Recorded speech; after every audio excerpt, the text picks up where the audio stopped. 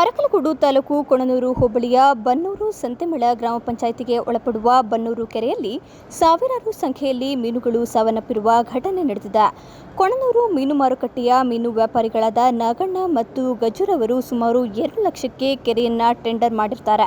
ಸರಿಸುಮಾರು 1 ಟನ್ ಮೀನು ಮರಿಗಳನ್ನು ಕೆರೆಗೆ ಬಿಟ್ಟಿದ್ದು, ನಮಗೆ ಇದರಿಂದ ಲಕ್ಷಾಂತರ ರೂಪಾಯಿ ನಷ್ಟ ಉಂಟಾಗಿದೆ ಎಂದು ಅಳಲನ್ನು ತೋಡಿಕೊಂಡಿದ್ದಾರೆ. ಇಷ್ಟೊಂದು ಮೀನುಗಳ ಸಾವಿಗೆ ಯಾರಾದರೂ ಕಿಡಿಗೇಡಿಗಳು ವಿಷ ಹಾಕಿರಬಹುದು ಅಥವಾ ಕೆರೆಯಲ್ಲಿ ನೀರು ಕಡಿಮೆ ಇದ್ದು ಬಿಸಿಲಿನ ತಾಪಕ್ಕೆ ಈ ರೀತಿ ಆಗಿರಬಹುದು ಎಂದು ಅನುಮಾನ ವ್ಯಕ್ತಪಡಿಸಿದ್ದಾರೆ. ಇದಕ್ಕೆ ಸಂಬಂಧಪಟ್ಟ ಅಧಿಕಾರಿಗಳು ನಮಗೆ ಪರಿಹಾರ ಕೊಡಿಸಿಕೊಡಬೇಕು ಎಂದು ಮನವಿ ಮಾಡಿದ್ದಾರೆ.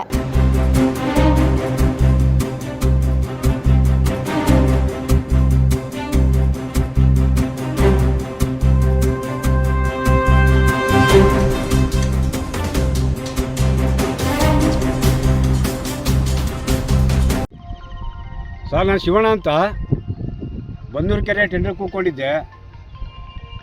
ಅದು ಏನು ವಿಷ ಹಾಕೋರೋ ಇಲ್ಲ ಏನು ಅಂತ ಗೊತ್ತಿಲ್ಲ. ತುಂಬ ಮೀನು ಸತ್ತೋಗಿದ್ದೇವೆ ಸರ್.